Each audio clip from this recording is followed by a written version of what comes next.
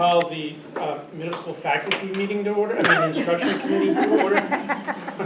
First item on the agenda is Pledge of Allegiance. Please join me in saying the pledge. Pledge of Allegiance Allegiance. to the flag of the United States of America and to the republic for which it stands, one nation under God, indivisible, with liberty and justice for all. Next item on the agenda is the minutes from the August 17th meeting. So moved. Second. Any changes or suggestions on them?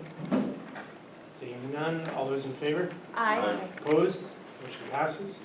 We have our list of field trips to review. Any questions on the field trips? Seeing none. Next up is the New England League of Middle Schools update. Mr. Gilpatrick, you and your team are up. That means we get up. Sandy, you Yes. want to move over here because they're all coming in. They're all coming in? Right behind you. Okay. Good. You got enough chairs for them to all Or come maybe in? sit over here. There's a chair right over here, Sandy. Sit all around, I guess. Yep. Wherever. Are we sitting? There's more. I would like to be casual. Yes. Conversations are better than presentations all day long. Standing. Have at it, Adam. All right, thank you. Lots of familiar faces, so welcome everybody. Thanks for having us. Yes, good evening. Ryan Gilpatrick, I guess we'll just go around and introduce ourselves. I'm the principal, and then we'll get started on the presentation. Sarah Keller Toussaint, 6th grade math on the Boston College team. Lindsay DeTroya, and I'm the assistant principal. Al Spader, 7th grade science and lead of the advisory committee. Karen Costello, 7th grade social studies and team BU. Beth Leno, special education coordinator. Mark Sampson, grade 7 assistant principal. Caleb Roy, 6th grade assistant principal. Adam Black, 6th grade language arts. So we have some amazing people here in front of you because they're a part of this process. Last time I met with the instruction, we presented data and we talked about the Gnomes committee coming in May to do an assessment, and then we'd get the report. The report came on the last day of school, good timing. And by that time, we were already talking about the process. We were going to form a committee to discuss the recommendations. And I believe there were 47 recommendations that we looked at. So the committee, on the next slide, we had about 18 people. And over 3 days throughout the summer, we met as a team. And we looked at the report. That was step one, looking at all the recommendations, breaking it off into groups by grade level first, and administrators met in different groups. So we had a collection of 6th, 7th, 8th grade teachers. We had unified arts teachers, we had special education teachers, we had counselors, we had all of our administrators involved. Making sure that we were looking at all the recommendations and then saying, where do we want to start? We can't possibly do all of these, so let's focus on thinking about 5 in those groups. We came back, working throughout that day. Each group had a number 5 suggestion. We got it down to 4 and eventually down to our top 3. And so through that process, we spent the next 2 days really drilling down even more. How do we get things on the table so that we can leave here saying we're comfortable with these 3 goals for the year, that we can work with our staff as we get back and continue to improve on these areas, and thinking about a multi-year process. This is year 1. And so the team here, these are some of the examples of just doing some writing, brainstorming down on paper. Again, the message was, let's get all our ideas here, and when we leave, we know we've said everything we need to say, and thinking about our staff who aren't represented, that will want to ask questions so that we're working together towards these goals. The next slide just has some of the items we were able to get with grant funding that support the Gnomes goals that we're working towards, as well as our advisory program. So tonight, we have a few people discussing our top 3 goals that we're working towards, plus our advisory that we're offering for this year. We did not have an advisory last year, but it's one of the things that's highly recommended by the report. The advisory takes place from 10 to 10:30 every day, and all teachers are involved. So at this point, I'm going to pass it off to the top 3 goals, and we start with instruction. I'm speaking for instruction. So when we looked at all of the recommendations, what we were really looking for is how do we get the most bang for our buck the quickest? And with the overarching idea of trying to provide consistency and structure for the students. And so what we identified as a target number one was to have our academic expectations posted in a consistent space, in a consistent format for the students in the form of an I can statement. It really doesn't take a lot for teachers to do that. Many teachers were already doing that, but in a Google slide. It's a post-COVID sort of practice that we got into, was putting everything on slides, and we're trying to go back to having things posted inside of the classroom because we're there and in person, and being able to refer to those sort of I can statements with the students while you're teaching does help the students know why they're doing things. So here you just see some examples. They can range from simple to more in depth. So that was recommendation number one. When we presented it to the staff, they welcomed it with open arms. I don't think that anyone's feathers were ruffled. You know, when you make a recommendation for what teachers need to do inside of their classrooms, it can be a little tricky because you don't want to tell them what they have to do. And if you are, you want it to be something that is doable and easy. Our second recommendation was to have consistent behavioral expectations throughout the school. We all have the Rochester School Department posters with the be safe, be responsible, be respectful that are the same in all of the buildings throughout the school, but we really felt like we could take that one step further and help students identify what that looks like inside each classrooms. Even though they're in middle school, they're still pretty concrete and they need to know exactly what we're expecting. And so what we created was a variation of that poster. And so in each of the classrooms, it is still the Rochester School District, but then each team or individual teacher came together and we did activities with the kids so that they had some ownership in it. This is just a sample that was written up quickly by a teacher, but they are the full-size posters that were before. We've just added to it. I've referred to them a few times in my classroom with keeping hands, body to yourself, that was an agreed upon norm on our team. Our last recommendation, we sort of see this as like a multi-year plan, and this one is just a dip your toes into, and it really is to do some more cross-curricular integrated items. Years and years ago, we used to do learning fairs. We're not talking about that. We're talking about taking opportunity to connect cross-curricularly when it makes sense. So we've brainstormed some very simple ideas that we just want people to like dip their toes into it and start really looking for opportunities where they naturally exist. So doing a climate change essay, or when social studies is working in ancient Egypt, it might be a good time for me as a math teacher to do geometric nets and volumes of triangular prisms and rectangular prisms that we can connect in that sort of way to make the learning more powerful for students. I think that's my last slide. The second goal was covering safety. I can start it. Hi, my name is Adam Black. Instead of going through each slide that you're able to see, what I'd like to point out is that this year we learned that we were bereft of many staff filling teaching positions.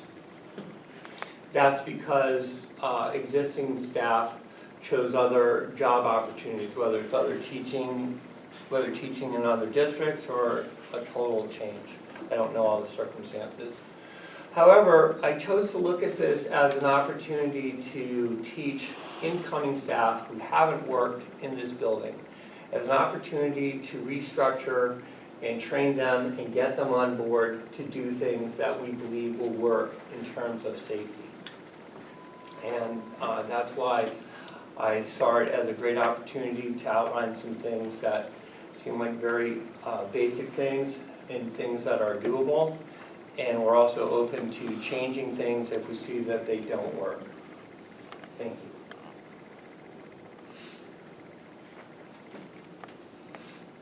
So a couple of the things that we are highlighting are, being visible in the hallway, making sure they're consistent. It's kind of going back to our systems of expectations, connected back to instruction, so that the safety is improved within the building. And, knock on wood, the hallways have been pretty great these first few weeks of school. And that's a testament to this team presenting to our staff and our staff being on board with making those changes and really fulfilling those recommendations. Yeah, we expect to see consistent behavior throughout staff because it seems very doable. And when it's consistent among all staff, that's translated to the students because they get to see that everybody's on board doing the same thing. And so we see a lot of success in that. Cell phone's a big thing. That was the last one, and they were allowed to use cell phones in the hallways in the cafeteria last year. We found some distractions. We found some limitations, and so we made it consistent that you can't have phones on teams. There's a parking lot, whether it's a shoe rack, whatever the teacher wants. Kids can't have phones, but when they go to their unified arts classes and when they go to the cafeteria, those are times we even designated specific parts of the hallways. So you can't be in an academic hallway with your phone, but you can be on the main hallway with your phone checking on it. So we want to teach them how to use it appropriately, but also limit it when it's in the academic areas. Brian, Sure. how is that relayed to parents, that message right there, especially so that we avoid conflicts with whether, I don't know what consequences are, maybe we can get into that, but if a child is breaking this rule, if you will, and needs to be addressed, how is this message being relayed to parents? So they're aware. Parents were informed in a letter at the beginning of the year, and then in the newsletter. It'll be something that will probably be reiterated throughout the year, and then case by case. We haven't seen or heard of a lot of problems because everybody's been pretty consistent. But if a kid, and in the message it was, we want your child to have a phone. They're walking from school, they need it in emergencies. However, when you come to school, it is a privilege. And so we have access to phones if you need to get hold of your child. So we'll have a system in place if you need to call. Some of it was interruptions by parents during classes when there's a number. So we also said, pay attention to your child's schedule because when they're in unified arts transitioning, that's one time you might be able to text them. When they're in lunch, that's one time you might be able to text them if you want to get hold of them or you need to get them a message. Just kind of also train the parents, this is the appropriate time. It also connects with a cultural shift that I've been noticing, and that is to get away from the phone, to not have the phone in your hand before you go to bed and stuff. It's a great opportunity to teach them a healthier mindset, in my opinion. I think for a short time, maybe with the pandemic and some other things, parents thought that they had to connect with their child way too much, and I think that they've embraced a break from that, and we support that. And we've empowered teachers to make decisions as well based on scenarios too. Like, for example, we had a student whose mother was having a surgery, and the student was very stressed out about it and knew that she was supposed to be getting out at 11.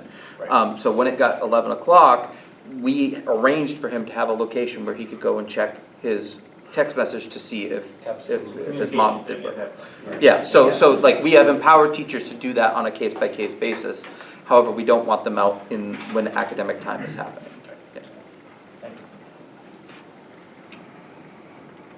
The next goal is our culture. All right, I'm speaking to the culture and community branch of our things. Right. So when we were meeting this summer and we were looking through the report, we were trying to pull up things that seemed kind of more actionable to start. We looked through, one of the first things that we worked on was that first bullet up there with creating a consistent communication plan and conferencing system for families. So that was something that had come to us as a need. And really the need was more to be a little more cohesive as a school in how we did that and how we communicated more with messaging and with timing. So actually I think I'm going out of order on the slides. But it's what we did first. That's important. So we sat down, we created a process and a template that can be used, doesn't have to be, but it's something that we can work from. So we have team admin and guidance meetings once a week. So once a month, we're going to come to those meetings with data on how kids are doing. We're going to identify the kids who are struggling the most. And we're going to make sure that during that meeting, we are contacting home and saying, you know, we can use this, we can tinker with this, do our own wording, but it needs to have this messaging of, you know, being concerned about your child's academics. They're not meeting the bar, here are some things you can do. We wanted to make sure you were aware as parents, as families. So that was one of the first things we did, to kind of try to tighten that up and make sure that as a school, we were doing things in a consistent manner. As we continue to work through things, we talked about creating similar messaging in the school itself. One of the things we're working on, we're not done with it yet, is a matrix of expectations within our school. And then we have kind of two phases. So we have the in the school stuff, and then because of the community piece, we're also looking at how we're interfacing with the community and our families. So we're trying to create something that's going to help with like how we in the building are expecting and communicating, and then how like that outward facing with the community is also communicating. And we're continuing to base it around the be safe, be responsible, be respectful, and keep the messaging consistent that way. So that's what we're currently working on. And the important part of that is that parents and guardians are stakeholders, and we're there working with their children throughout the day, but it's even better when we work together and get on the same page and have the same expectations, really working with those parents and guardians through the process, working together. Last part, those are our 3 goals so we took from the 47 recommendations. Those are 3 areas that we all felt were very important, and then we drilled down in those areas and then presented those areas to our staff.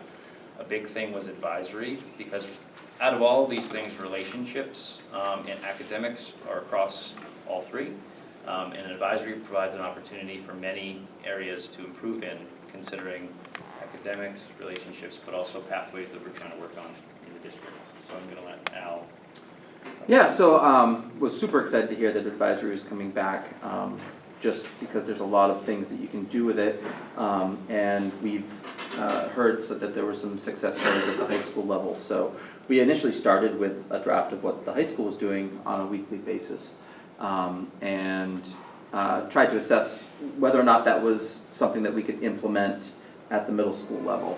And ultimately we thought that like the flex days that the high school is doing, our kids aren't ready for yet. That's something that maybe we can build into in the future. So what we determined was we could use this time to fill needs that kids need to be taught, skills that kids need to be taught that aren't academic, right? So social emotional skills, organizational skills. We could give them opportunities to fix work. We could give them chances to build community within their team and among the different advisories. And one of the things that we said right away is that advisory is important. It's going to be from 10 to 10:30 every day, because we know that we have a tardiness issue, so we didn't want to do it first thing in the morning. From that 10 to 10:30, just about every single adult in the building has an advisory. Some people were surprised to hear that they were going to have an advisory, but I think that they're already really digging it so far.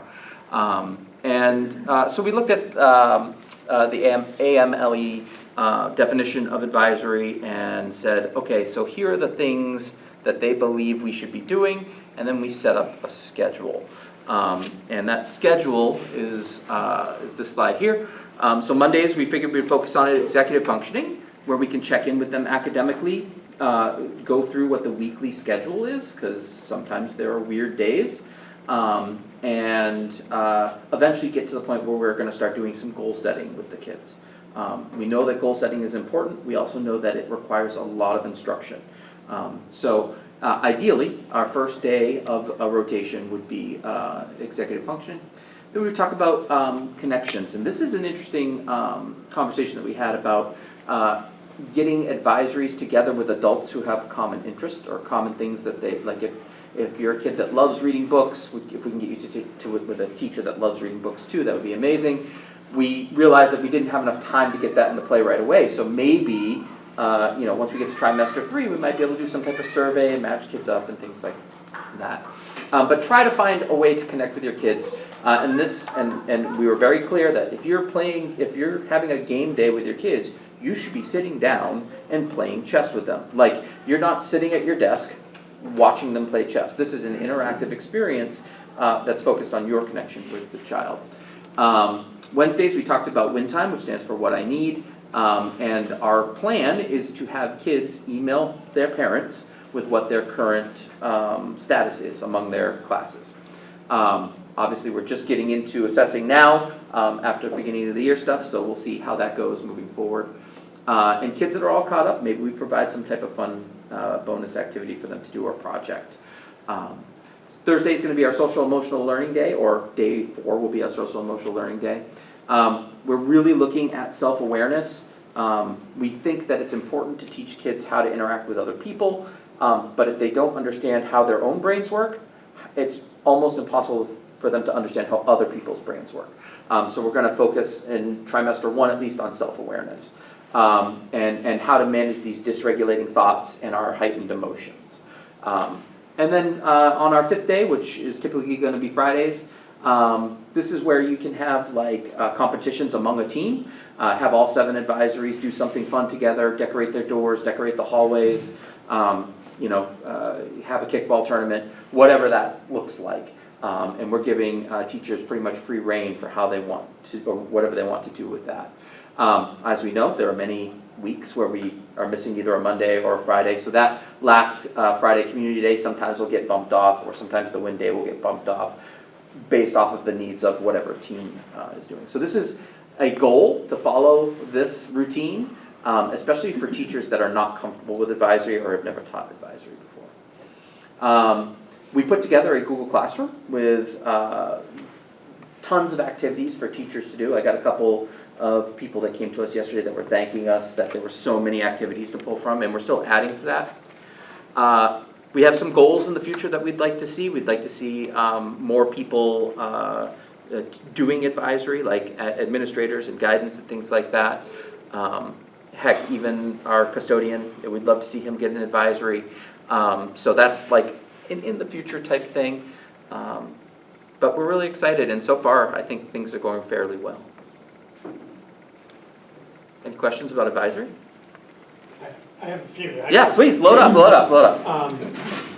Just curious, is advisory more of an additional prep for teachers, or are you providing a canned curriculum, or is it just So it is an additional prep, right? We're still doing activities with the kids. There's no canned curriculum currently, though we are researching different curricula, like the Mind Up curriculum to help with self-awareness and things like that. We haven't settled on any of that yet. Instead, we wanted to give teachers activities that they can do together to build those relationships to start. And then as we continue to roll out, we start adding more and more once we build that capacity. All right. I think you addressed it, but I think I missed it. Do administrators have advisory? Not yet, but the goal would be by the end of the year for every administrator, every guidance counselor, we would love to have every adult in the building to have an advisor. And part of that is we get to go around all the advisories during that time. We could be connected to a team at any point, but really for guidance, there's opportunities. We have a new program that we're looking at, the Oveus bullying program, where they're going to go into each grade level starting trimester B and go into those advisories. So they have the opportunity to go in and see all grade levels. For our SRO, the same thing, Officer DeLuca and admin can go in and do certain things plus assemblies. So there's definitely a role, and we're definitely, hey, remember it's advisory, we're moving around, we're seeing what the kids are up to, just another way for us to build relationships. And the nice thing about the Gnomes committee and this advisory committee, and Karen and Al are both in both groups, the advisory committee is going to be meeting regularly throughout the year to work towards these goals, and the Gnomes committee is also going to meet throughout the year. Our next meeting is in October, just to say how are we doing, what do we need to get out for more of a message, And then the Gnomes conference is in March, and the goal is to bring as many people as we can to that, which would be awesome. What's the average size for an advisory, and does it vary, because I know space is sort of... So it's 13 to 16 currently, roughly. We've got, some teams have 7 advisors, some have 6. I think the goal would be to get everyone 7 advisors at some point. And that might be in fluid as we move towards the end of the year as well, because we just got a really cool idea from the music department of a way to use them in advisory to do like pull out sectionals, so that they could have their saxophones come down one day, their trombones come down another day, and things like that, which we're gonna discuss at our next meeting. So it's flexible at this point. Any other questions? I liked your question about the admin, whether or not they had an advisory, because as we all know, admins can get very busy, and then if we're not making forth that effort to be in one of those groups, I think you lose the connection with, building a connection with students. So I guess I'm just a little weird, you know what I mean? Yep. Because if you're dealing with something and you're like, oh, I can't do it today, and then, oh, I can't do it the next day, like I hope that that's not the case, because I think teachers build connections in the classrooms all the time, but admins don't really get to. So this would be a really good way for your admins to be able to, you know, not be assigned, but if you're in, you know, one classroom for one day for 30 minutes and in a different one, like I hope there's feedback on that, because I really would not And I know want admins administration's, to miss it. oh, sorry to cut you off. I know administration's talking about providing tier 3 behavioral supports for some kids during that time, which will, you know, they'll come out of advisory and be with admin for a smaller 3-on-1 class talking about emotional regulation and things like that. Again, we're looking at programs to help manage that as well. So that's the goal for the future. Yeah, because the positives of that is they get to spend time with students that struggle a lot. There are many pieces of data where they struggle, and now they're working with kids in a much calmer setting where they can look at their strengths and how they can behave better in the building. Go ahead, sir. One program that we just started using this year is called the One Trusted Adult. Every kid has a Ripple journal, and it's geared for each specific grade level, which is nice. We've used some programs in the past that might work well for 6th graders, but not so much 8th graders. So we're just trying it out. But It does seem a lot of what's out there is K to 6, and then 7 to 8, it feels like there's not a lot available. So that's part of our research, and we're meeting, right now it's monthly, but we might bump it up a little bit as we start making these changes and moving forward. Go ahead.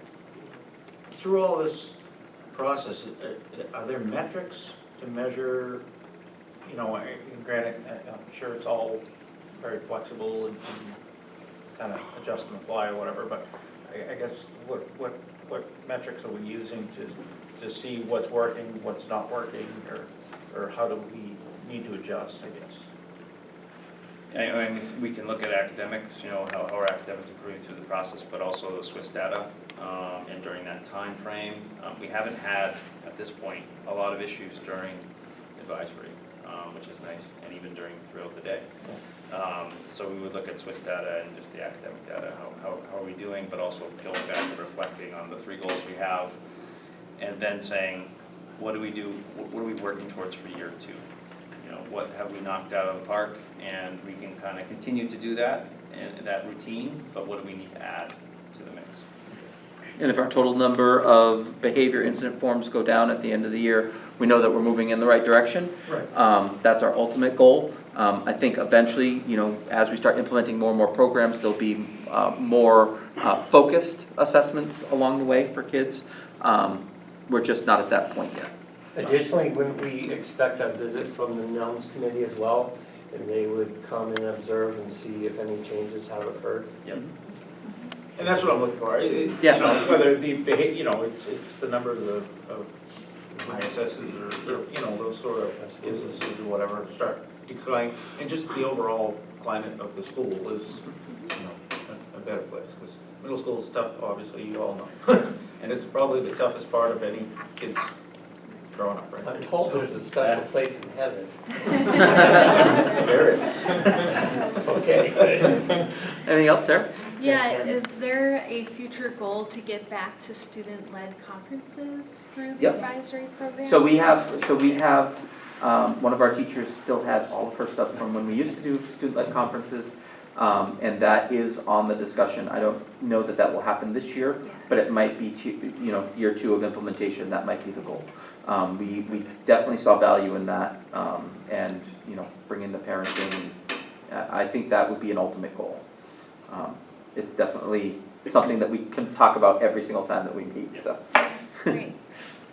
I have one last question myself. I know the high school has an advisory program where they have the same advisor all 4 years.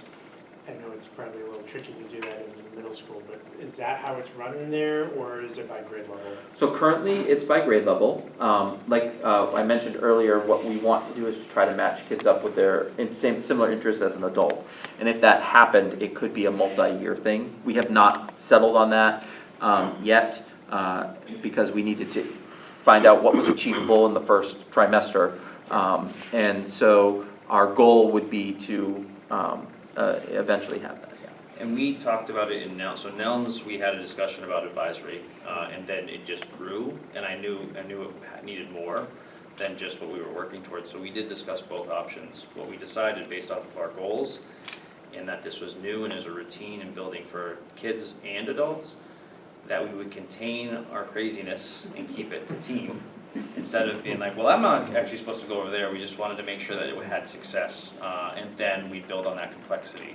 So the stuff Al's talking about, the student-led conferences, or even National Junior Honor Society is going to meet during advisory, or student council, we'd really like to see something like that happen, but we don't want to throw it all there in the beginning and see how it works first. And the other goal aside from that is to try to figure out how can we incorporate pathways into the advisory program.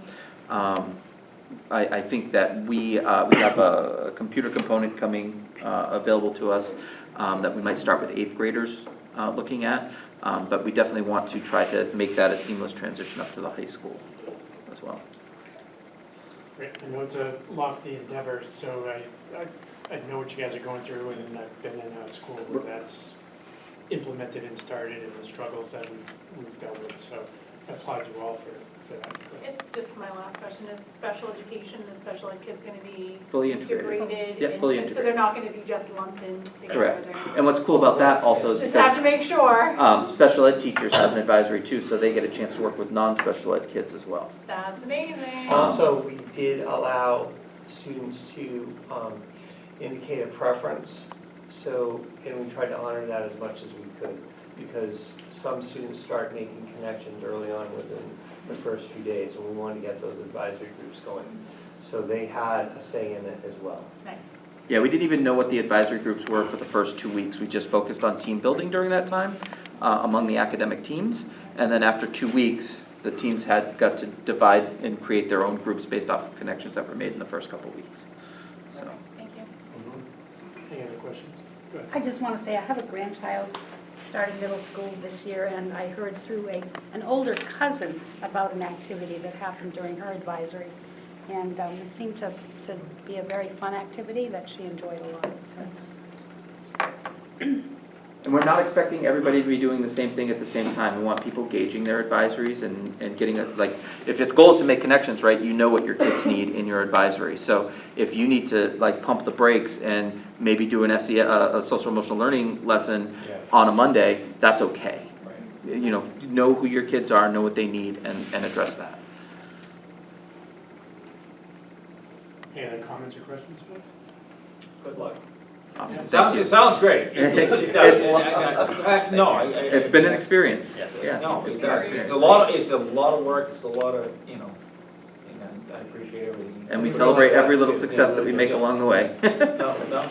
I think if the kids see you all focused on this and are consistent, that right there says, I got to stand in line, I got to be in line because everybody in the building is in line. Absolutely. The enthusiasm of the staff and Yeah. the teachers and everybody, the enthusiasm that you guys bring to the program, obviously, is going to just show that there's an interest. Good luck. Thank you. Thank you. Thanks for everything you do. Thank you. We get 2 times in practice. All right, next item on the agenda is a guidance department update from the high school. And for those of you who may remember from our May meeting, I had asked for this. I asked for an update on the guidance department because I know 2 years ago or so, we had a pretty major change. So I wanted to find out how those changes have affected the department, the kids, the students, and so on and so forth. So here. Michelle's going to kick us off, so I am. Good evening, everyone. It's nice to be here. So I thought it would be really good just to kind of start where we started in 2020 with SRA 188E. And that was that all school districts, starting with freshmen, must, 1, assess students' career interest, 2, really think about how we're going to document pathways to credentialing, 3, to achieve a credential upon graduation if possible, and then document that. So we had gone through this a couple of years ago, and I don't want to revisit it, but I thought for maybe some of our new board members, I'd like to let you know kind of where it all started and why we really started focusing on pathways district-wide. So we are backward chaining right now, which means that we started at the high school. We've been doing pathways for a couple of years now with a lot of success, and Justin's going to talk a little bit about that. But we have a district-wide goal. We are trying to implement pathways with fidelity, and in order to do that, you need to do pre-K all the way to 12, and that takes many years if you want to implement it with fidelity. So our superintendent's goal, you all know, is to continue to create pathways for student engagement, access, and equality. And as well, our district goal is to really focus on that through all different subjects, all different areas. So I'm going to have Justin talk a little bit now about some of the changes that we've done at the high school and where we're at with pathways and our progress. So I've pretty much presented all of this before, especially in our data report, so I'll just review it quickly. A couple years ago, in response to the law, we restructured our guidance team, where we have 3 guidance counselors, grades 9 and 10, and then 3 in grades 11 and 12. The old system was that you had the same counselor the whole 4 years, so it was done by Alpha, last name. As far as pathways, I think we've done a lot of work with pathways last year, and I'm very proud of our school. We have a pathways committee that works really closely with NHLI, which is New Hampshire Learning Institute. We do PD yearly with them. We just purchased Zello, which has lots of components to it, but one of the components is a career survey. And so in the next couple weeks, all our students will be taking this career survey, so then when we have our career fairs, they're not like walking around and getting the free pens and donuts, they're like going to where they were matched in the survey. Does that make sense? So like, it's pretty exciting. So, what's that? Yeah, I know. Well, they'll still get the donuts, but they're more. So the advisors are going to work with them and say, geez, it looks like you're an electrician. You could be an electrician. Here's the electrician table. So it's going to be much more guided that way. So I'm very proud of that.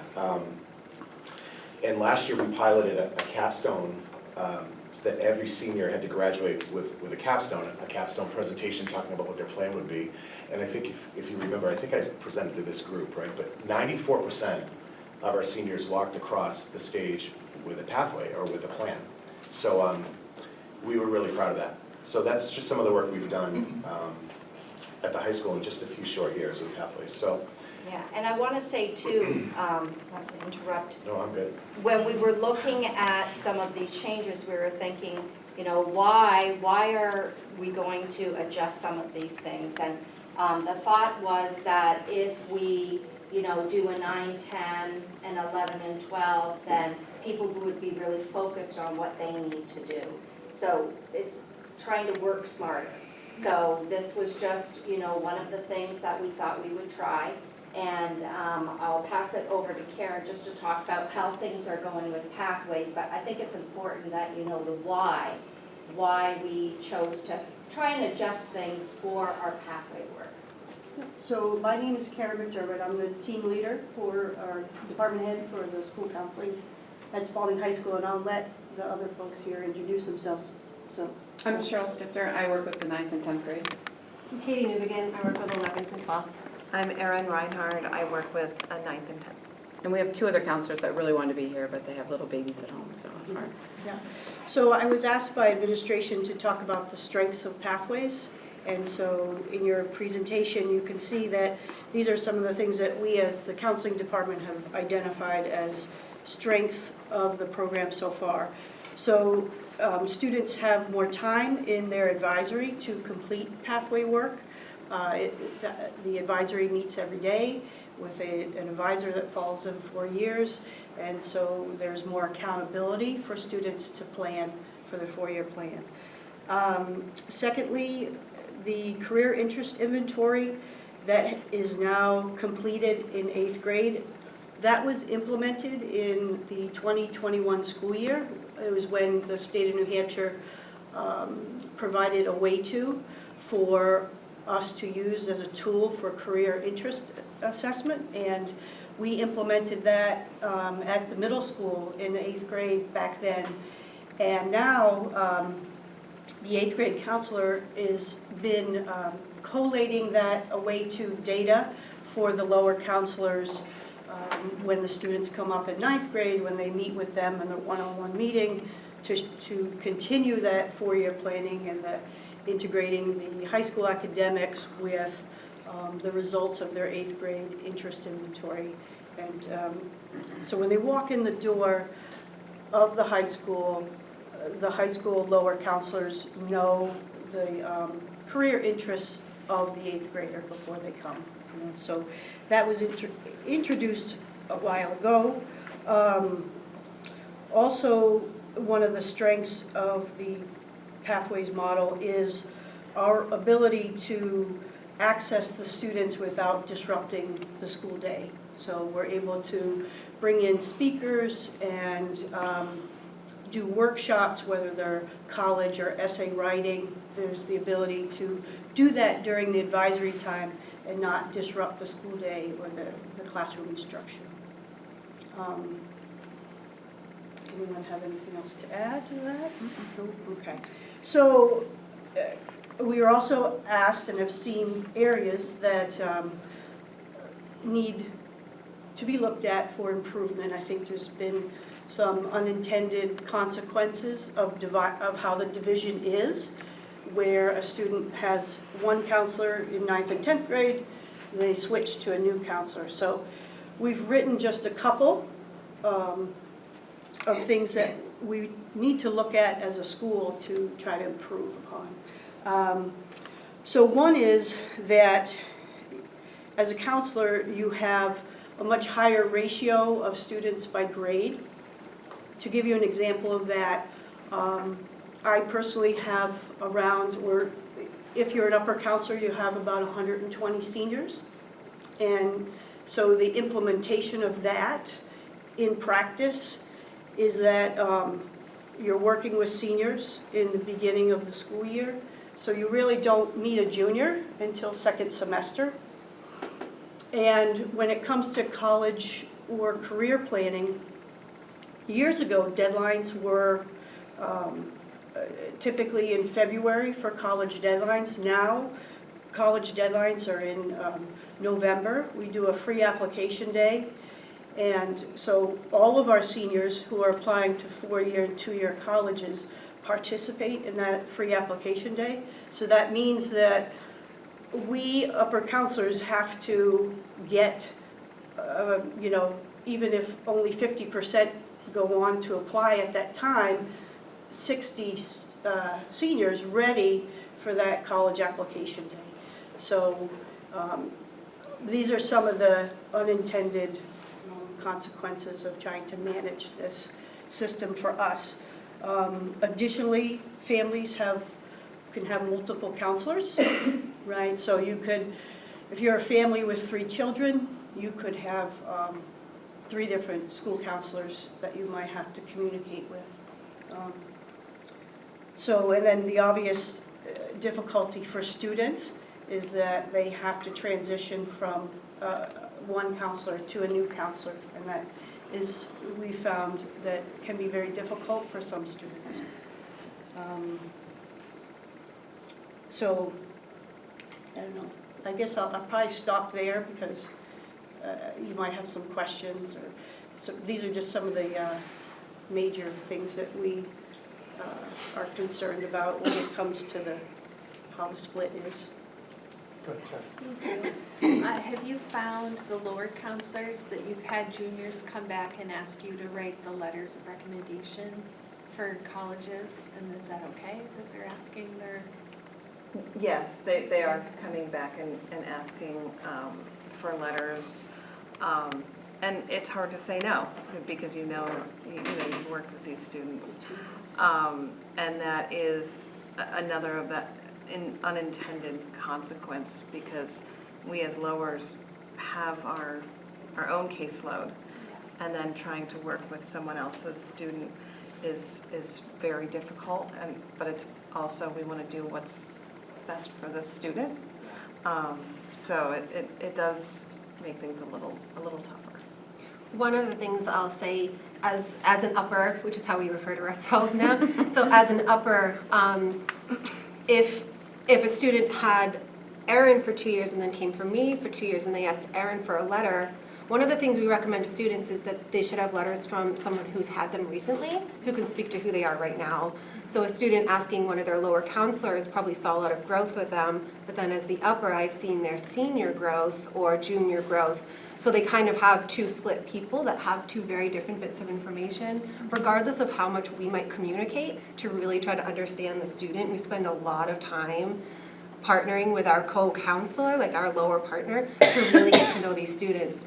And no matter how many hours we're spending on that, we are losing a little bit of this. So in letters, we work really hard to have them be really great, meaningful, have a lot of depth about who these students are, but we know we might not have the whole picture of them.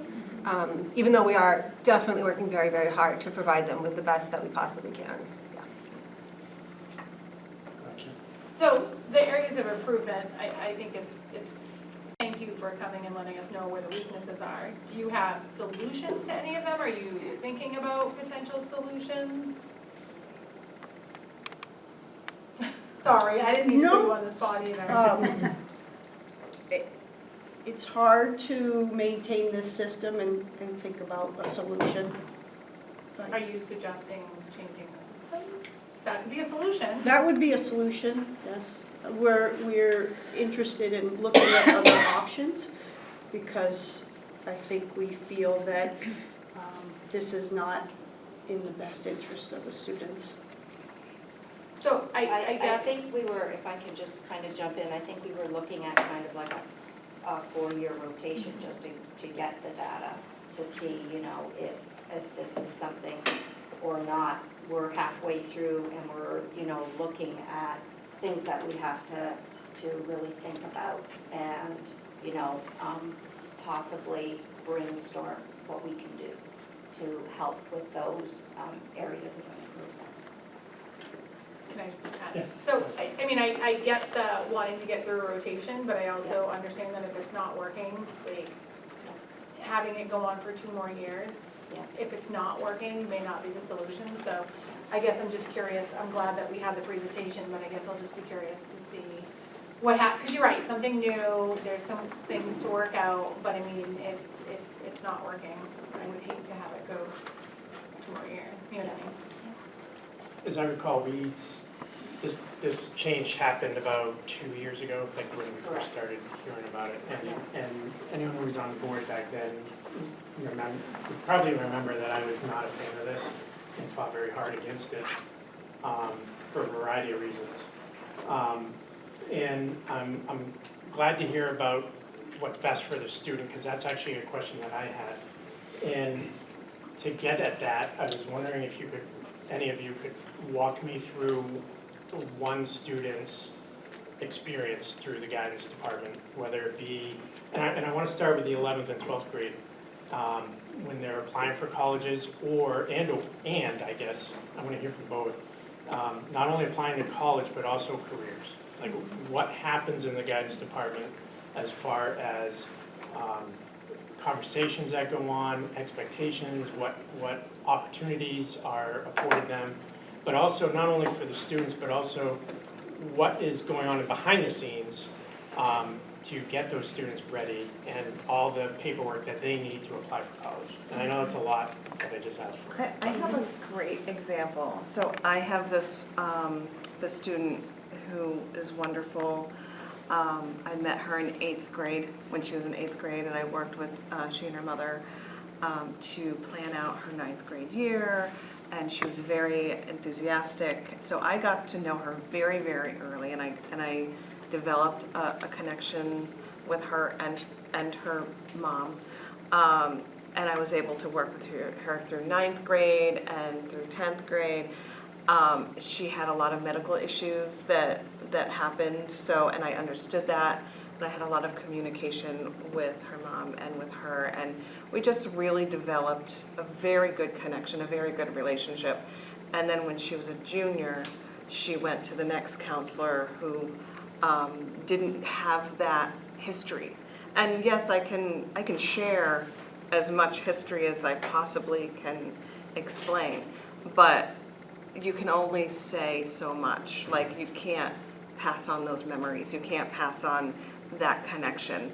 And she is actually one that I wrote the letter of recommendation for. But I feel like there was a little bit of those last 2 years that I really wasn't aware of. But there was still a connection. And she would still, come to me for advice and just random things. So I feel like that she lost some, her counselor, of course, was wonderful, very knowledgeable, but I feel like my student didn't have the opportunity to really dig deep into those 11th and 12th grade activities. To focus on your question, we meet with all juniors, the 3 of us meet with the 350, 400 juniors in the spring of their junior year. And we sit down and continue to develop their academic and future plans with them. They have an opportunity to go to a junior college night. We encourage that. And then because of the increased numbers, it takes us a few months to see the 3 of us to see the entire junior class, to have that meeting. Then we go into summer, and now we're into senior year. And so we see the seniors again to look at credits, look at future planning, and have that conversation. So to answer your question, I think as an upper counselor, I meet with seniors, junior and senior, twice, and sometimes a 3rd or 4th time, depending on how much I can help them before they have to apply. So was that to answer your question? Or? Yeah, do you feel like that's enough time for a student who's applying for college, or is the student expected to do a lot on their own, or normal in the previous years where maybe you met with them more often and prepped them more? Sure, I think that it's difficult for 2 reasons. One is I've just started a relationship with them, so I don't know them at all 2nd semester of their junior year. And so I'm building a relationship. Within 8 months, they're already done applying to school. So I think that what is challenging is I can disseminate information really well, but I don't know the students anymore. And I think, just to kind of touch on that, because, we are counselors, so obviously we believe very strongly that relationships matter. And the district has talked a lot about that. And, excuse me, the way this kind of can come out, I know for myself, when you talk about the college process, is we might still have the same amount of meetings, but kind of the timeline gets pushed back because we're spending a lot of time in our junior meetings to really try to get to know the student and start to understand them so that we can help make some great recommendations for schools. I do know from my own history, a few years ago, if I had had a student for a few years, I would know, like, this student's gonna be a great fit, they'll love Keene, or they really won't do well at online SNHU. Let's try to do Great Bay for a couple of years, and I could make those recommendations and really have them buy into what I'm saying because I know their learning skills, I know their goals, I know little nuances of what they're gonna need out of school. So we might be doing the same meetings and getting to some of the same information, it's just taking a bit longer and more of the students' time, specifically out of class, to have us get to know them so that we can make all those appropriate recommendations for them to move forward, including with careers and what they might be like based on who they are. They're just taking more time out of their academic day too, to make sure their counselors know who they are so that we can help them. I was just gonna say that I also wanna impress the importance of the fact that the pathways and the end goal is just a piece of their puzzle, and that these kids really have a lot of them, very hard and difficult lives. And they're willing to talk to us when they're freshmen because they're still young and they're ready to give us that information. And we have that with them so they trust us. So like when Karen meets with a junior or senior to talk about things, they'll come back to my office and say, can I really do this? And it's because I know them better. And I feel like that's what's causing a lot of the unintended consequence, a lot of that wasted time, a lot of that inefficiency is because Karen doesn't feel like she can challenge them or push them in the same way where I'd be like, of course you can do this, of course, we've been through this, you're okay. So I think that that's really important to understand that it's not about the college process, it's not about their careers, it's about understanding them as a whole person.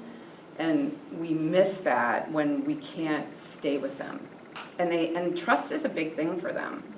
And they're not gonna trust someone that's brand new.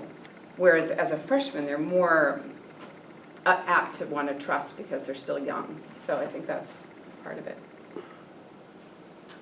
I don't know if this is more for you or, so I feel as though I'm hearing that you're not getting that connection. Have the students made any comments about feeling like they don't have connections with their counsel? So I don't know if, you know what I mean, like I'm hearing you shit, but I didn't know if they had talked to you about it.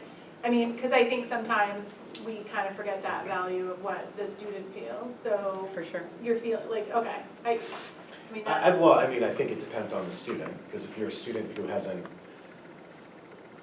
a pretty good home life and hasn't needed to go and process things with a counselor, it's not a big deal. If you're a student who has had a traumatic history, those are most of the students I've heard from. But didn't you poll the students, Karen? We did, we've surveyed the students, just as we do for the board when we ask them, what their plans are.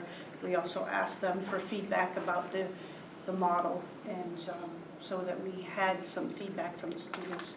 So we have feedback? It's not good. They want to stay with their counselor for the most part. There are some students that say it was fine, didn't matter, but the overwhelming majority of feedback is that they would prefer to stay with the same person all 4 years. Which, by the way, is not good in my opinion. If you formed a connection with them and they're happy with it, I mean, that's good. That means that you guys are forming that connection. The bad thing is they have to then make that connection with somebody else. So, I mean, on the positive side, you are making connections. It's just unfortunate that it doesn't continue. Is that, okay. Mm-hmm. Can I do a quick follow-up? In the college application process, am I correct that counselors write a letter that goes in the application to a college?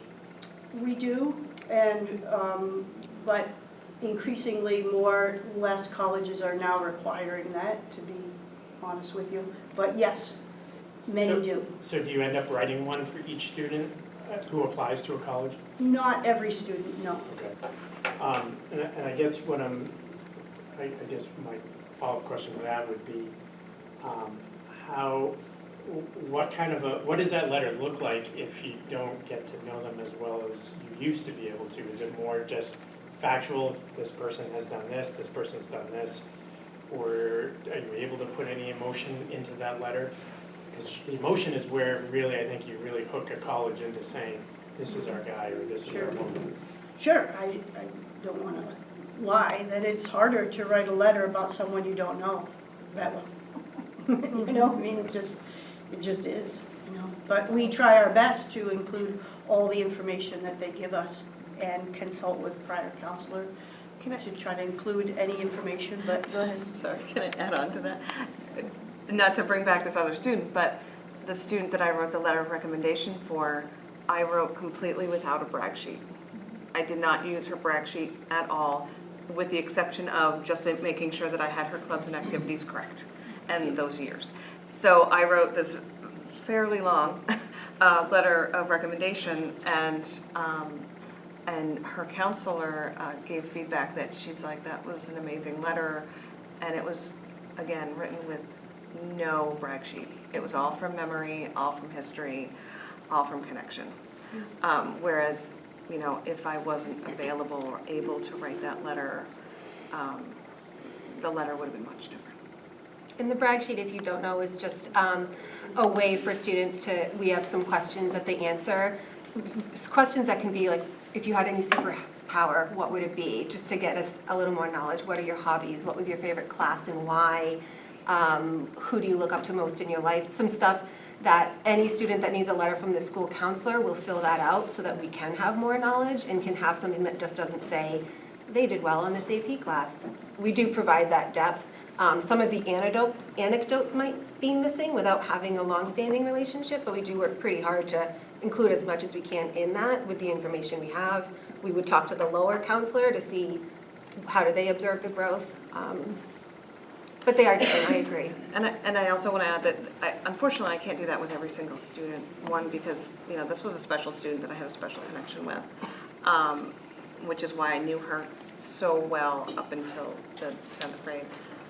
A lot of students, it would take me a little while longer to get to know them. So unfortunately, I can't write a letter like that for every one of my students. But that just really shows how that history can really impact the letter of recommendation.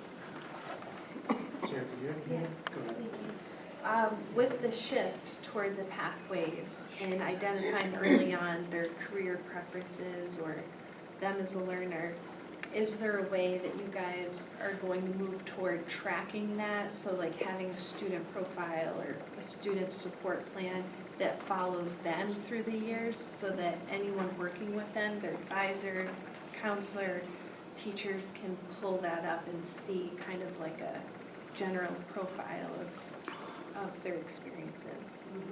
Well, we do that, we've been doing that for years. We call it a 4-year plan.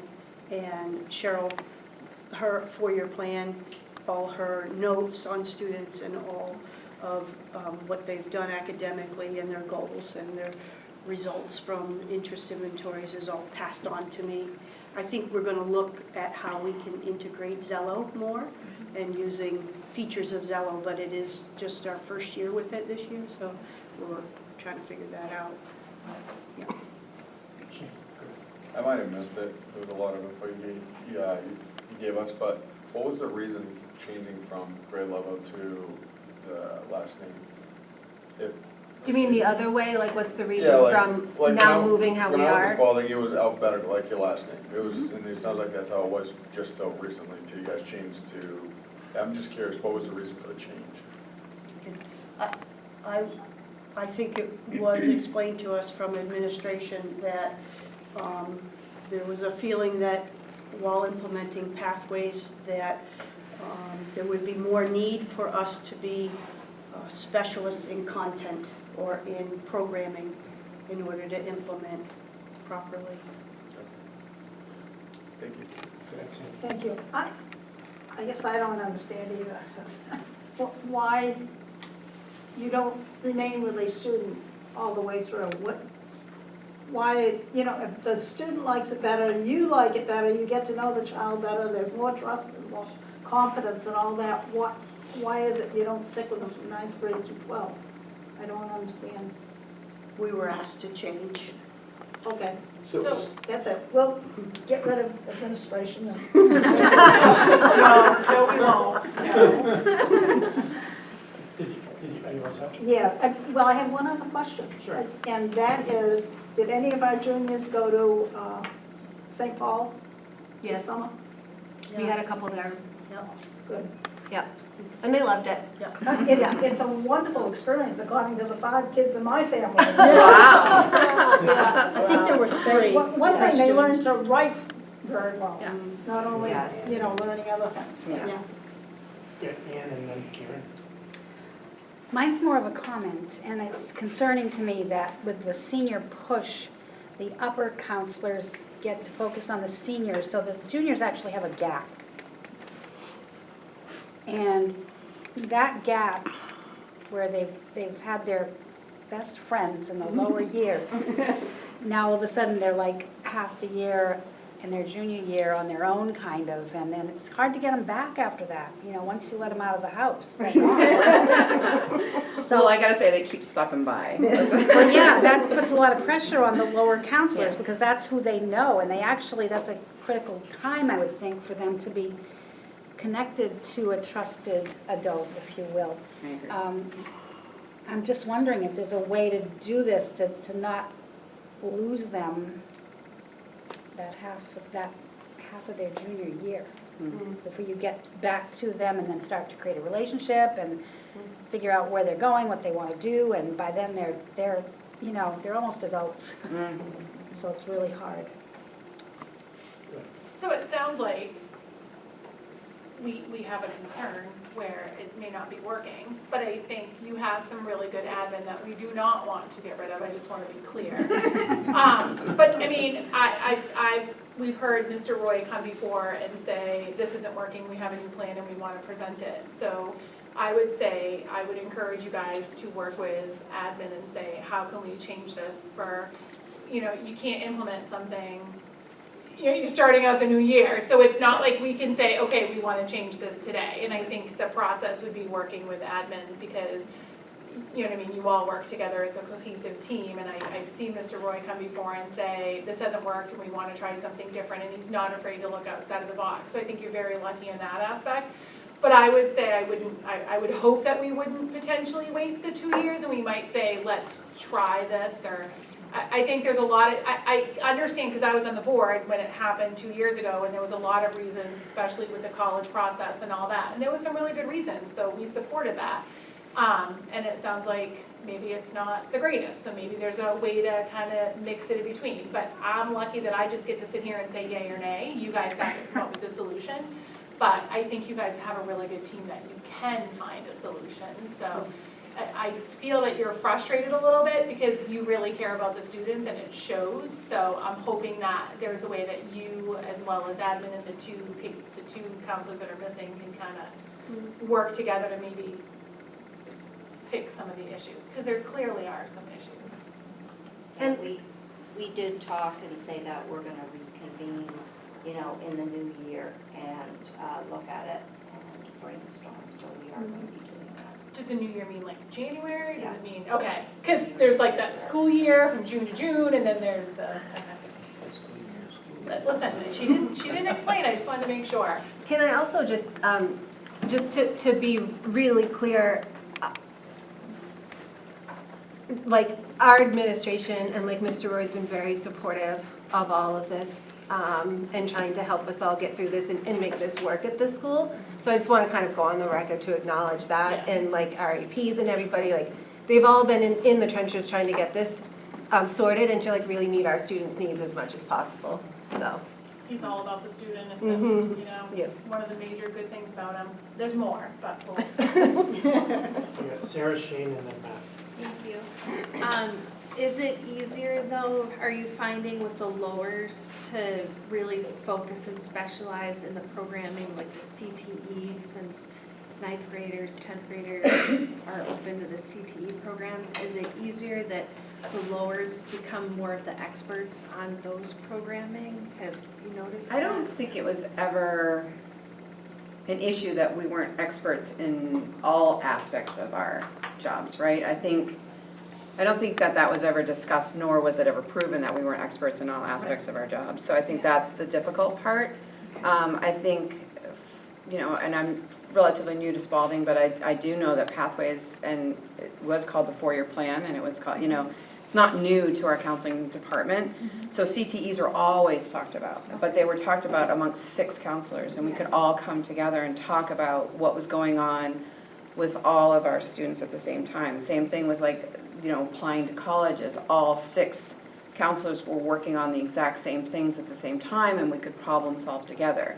Now there's definitely a, you're over here, we're over there. I hope we can meet and disseminate some information. So. And can I add to also, if you think about the age levels of 9th and 10th graders, they have much different emotional and social needs than the older. So we have found ourselves spending a lot of time on the social emotional versus the career planning, just because we have, you know, our whole caseloads are those ages. and they are very emotional people. So we do find ourselves kind of overloaded with those social emotional issues, and it doesn't really give us a lot of time to focus on the career path. I think this year we're trying to really truly focus on, you know, how we can get to that piece and really give that time to those students who are maybe not the needy, super needy kids. But it's difficult because, you know, you have a schedule of students, but then you have to drop those for, you know, the 3 crises that you have in the office. So that's the challenge. That's a big challenge, but, you know, we're definitely trying. Shane, Matt, Karen already answered my question. I'm good. You're welcome. You're welcome. So, change is not easy, we all know that in everyone's lives. But and I appreciate the fact that you're looking at data over a cycle, because that's really the data's gonna speak to which way the direction should go. When you did the survey of the students, did you actually get like statistical data where you get percentages, or is it just in your conversations and it's anecdotal? It can be collated, but we never did because we had nowhere to give them the information to. So, you know, So no you one was create a survey asking or for anything? our information. We just were collecting it in case we had And an that's fine. opportunity. It is part of we do have a survey, we have actual responses. So when students graduate, we have a senior exit survey. Where are you going, what's your plan? Any feedback for our department, we always want to look at like what can we be doing better. And the past cohorts have been a part of this change, so they've kind of experienced both ways. So we had the question of like, how is that going for you? And they were able to fill in how they felt about it. So we do actually have all those. So you'd be able to extract that and utilize Correct. it in a future discussion if you guys need to. Yes, for sure. Yeah. But thank you guys, every one of you. It's not easy managing any change and trying, we all have to try things different. You guys have done a great job. I look forward to hearing what you want to adjust in the future. Yeah, thank you. Just curious as to how the upper and lower counselors were discerned between, like. How we decided? Yeah, who who was gonna decided, be? yeah. Big coin. Well, I guess, was it a coin It was- flip? I think, Short and long straws, really. no, I think that we looked at our strengths in terms of knowledge and also our interest areas as counselors, and sort of use those 2 things to try to make a decision about who was going to go upper and who was going to go lower. And you asked us too. It wasn't like you didn't make the decision for us. We just sat together and like, sure, I'll be a lower, and you know. It just seems as though overall you're all guidance counselors under the big umbrella, but it's almost like 2 very different job descriptions Very in much. respect to, you know, the younger, the lowers are dealing with a social emotional part of it, and the uppers are dealing with the career path type. You know, I mean, you're all dealing with the career path, but you know, it's just very dissimilar type roles, if you will. And I don't think that would have been so bad if it wasn't the type of information that we have to pass on. Right. Right? It's not just easy, we're not just wrapping up weight and blood pressure, right? And We're wrapping up DCYF, JPPO, homelessness, parent deaths, like, it's very difficult for me to move that information to my upper counselor and have that child move with it. And ultimately to rotate counselors versus students, Right. you're basically going back to the old way, if you will. Right? And the counselor stays with the group. Right, yep. And then at 4 years, you'd rotate back to. Because I mean, the advisors stay with the same, your advisor's staying with your same students too for all 4 years. So I know that there is importance in that. And if you were to rotate, like, not if you become I think what you're saying is you become a 10th grade, 11th grade, it's really not possible to be away from the college process for 2 or 3 years even, in order to stay on top of what you need to know. Yeah, I wouldn't recommend that. I have a very quick question to sort of follow up with Dave, and I assume most people are probably questioned out, but 9th and 10th grade, or the upper, lower you're dealing with 9th and freshmen who are new and anxiety and boyfriend, girlfriend issues, like middle school, they're almost middle schoolers. And uppers, you're dealing with careers and college applications and real life decisions. Which one is more stressful?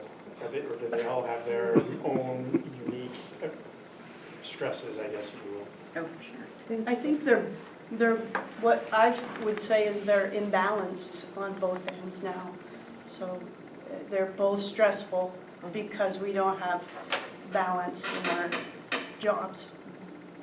We have empathy fatigue, they have deadline stress, like it's too much for everyone to be so, like you said, unbalanced. Well, because things in our job are time sensitive. You don't have 6 months to do pre-registration, right? Like all that data, all that information, all the children need to be met with within a month or 6 weeks tops.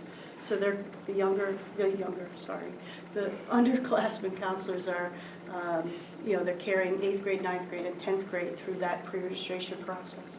We're carrying 11th grade, so there's a lot of imbalances when you dig into it a little closer. Are you done? I'm on.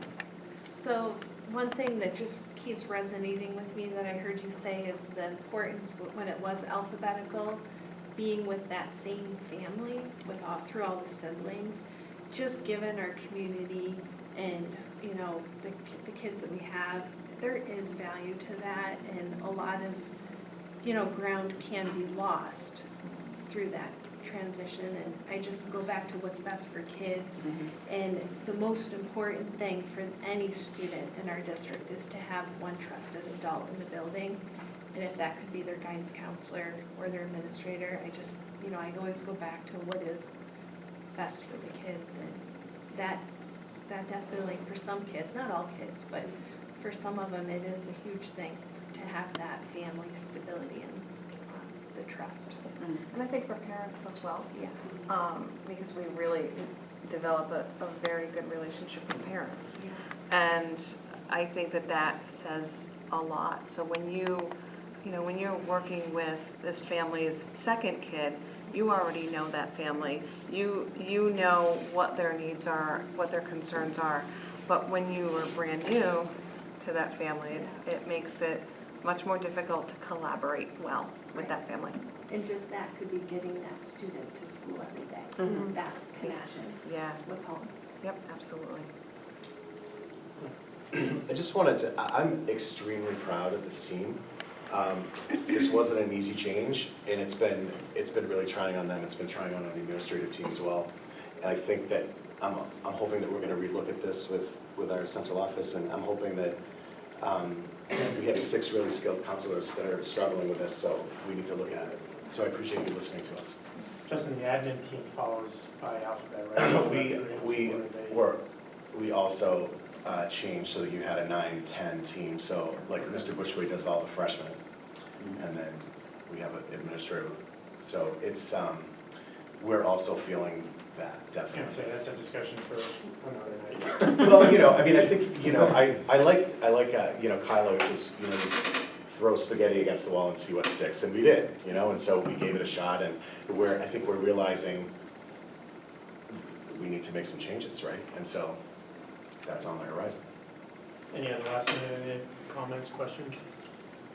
I want to thank everybody for coming. Thank you so much. Thank you so much for having us. We Every really day. appreciate it. Thanks for all you do. Yeah, thank you. We're not getting rid of you out too bad.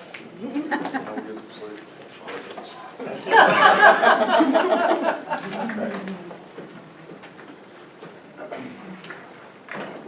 All right. 5-year plan, I don't have all that in front of me. I do.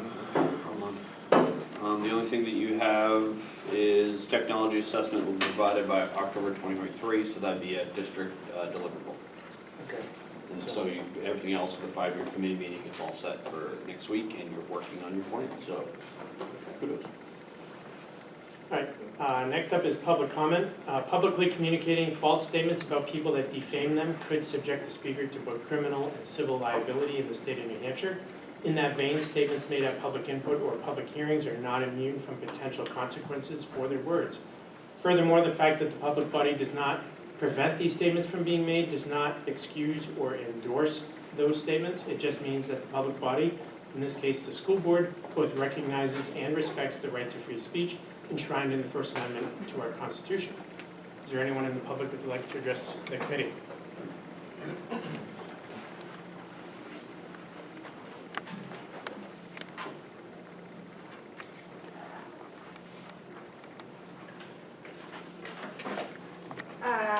Tabitha Davis, Rochester resident. I wasn't going to speak on this committee, but I will agree with what the high schoolers, teachers just said.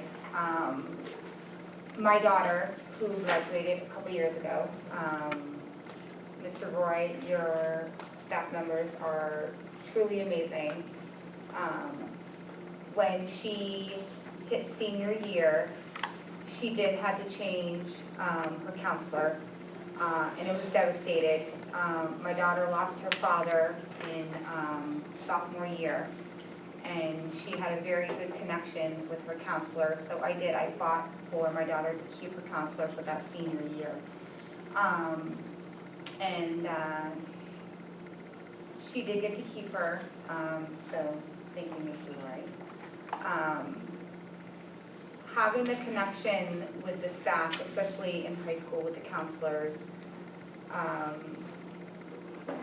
it's truly amazing. I remember my experience in high school.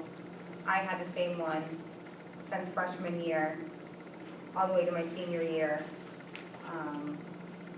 So a change is definitely, so I'm hoping that the high school can maybe go back to staying with the same people from freshman to senior year, because they do have that connection.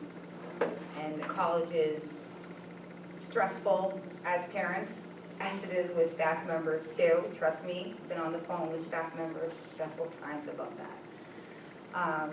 So, Mr. Roy, your staff is amazing at high school. Thank you.